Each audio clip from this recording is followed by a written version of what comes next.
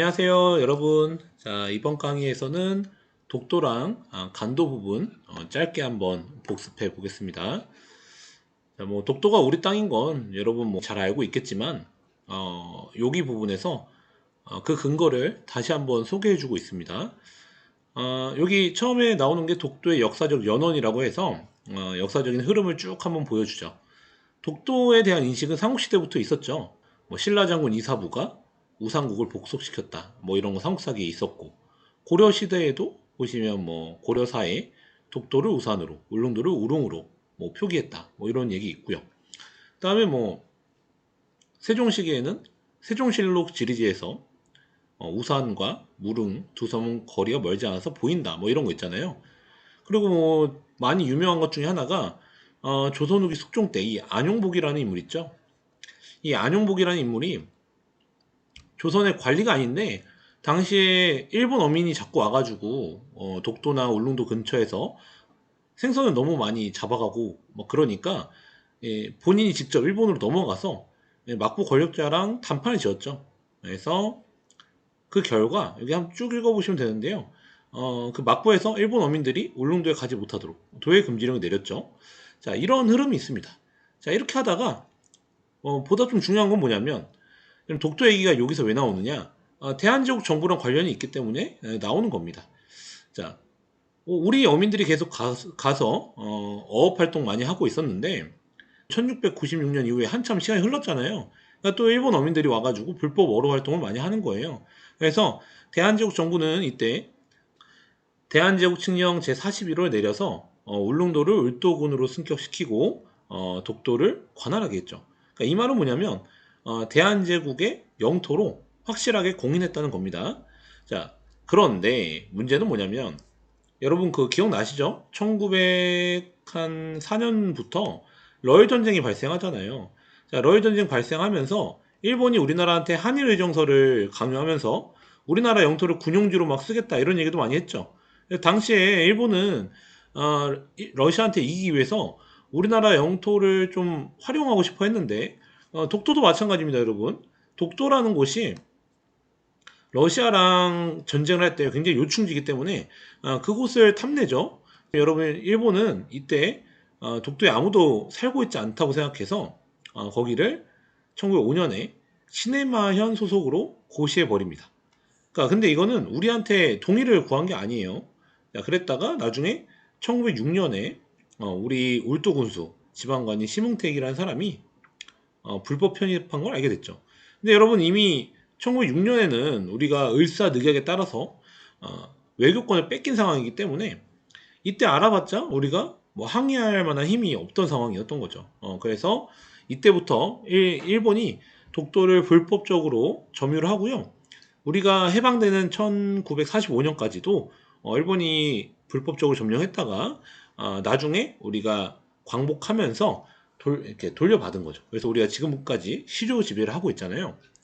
자, 관련된 내용으로 교과서의 보충 자료 보시면 여기에 여러 가지 기록 증거가 있어요. 그래서 여러분 한번 꼭 훑어보셔야 되는데 주로 근데 조선시대까지는요 보시면 좀 그냥 독도에 대해서 우리가 인식을 하고 있다 이런 느낌이죠. 그러다가 안용복 시기쯤 가가지고 좀 우리 영토인 느낌이 좀 났었죠.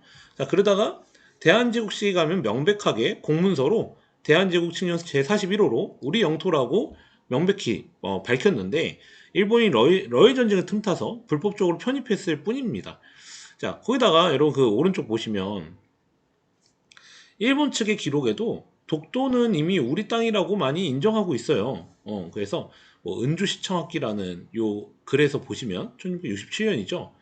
여기 울릉도의 독도에 대한 얘기인데 그래서 여기서 일본의 북서쪽 경계를 오키섬으로 한 개 삼았잖아요. 그러니까 독도랑 울릉도를 자기네 영토로 보지 않았던 거죠. 그다음에 삼국 접양 지도도 마찬가지예요. 여기도 색깔이 다르죠. 여러분 조선 색깔하고 맞아요. 이 울릉도 독도가 일본인이 만든 지도인데 자, 이렇듯 여러분 당시 일본인들이 이 독도랑 울릉도를 본인 땅으로 인식하지 않고 있었거든요. 그리고 조선 말 때쯤에 일본에서 1877년 이때 시네마현에서 이 울릉도 독도를 어떻게 할 것이냐, 상부한테 뭐 여부를 결정해달라 했더니 상부에서 뭐라고 하느냐, 일본 내무성은 그곳이 조선의 영토라고 결론 내렸다고 했죠. 그게 바로 태정관 지령문이란 말이지. 그래서 그 땅은 일본과 관계가 없다라고 얘기했었는데 불과 한 2, 30년 만에 그 얘기를 뒤집고 본인들이 불법적으로 점령해 버린 거죠. 참 이런 거 보면 지금 일본이 계속 그렇게 뭔가 억지 부리잖아요. 그런 거 보면 진짜 좀 기가 차죠, 여러분. 자, 독도 얘기 잠깐 했고요. 그 다음에 간도 얘기도 보시면요. 이런 간도도 분쟁지였어요. 우리랑 청나라 사이에. 그러니까 여기 우리 한반도 위쪽에 요쪽 영토를 얘기하죠.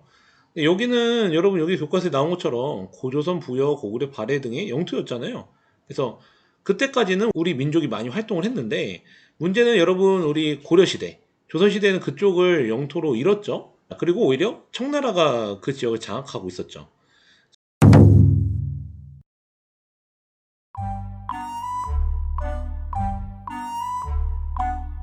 자, 근데 문제는 뭐냐면, 우리 조선 사람들이, 이쪽을 경기 넘어서 많이 넘어가가지고 살았거든요?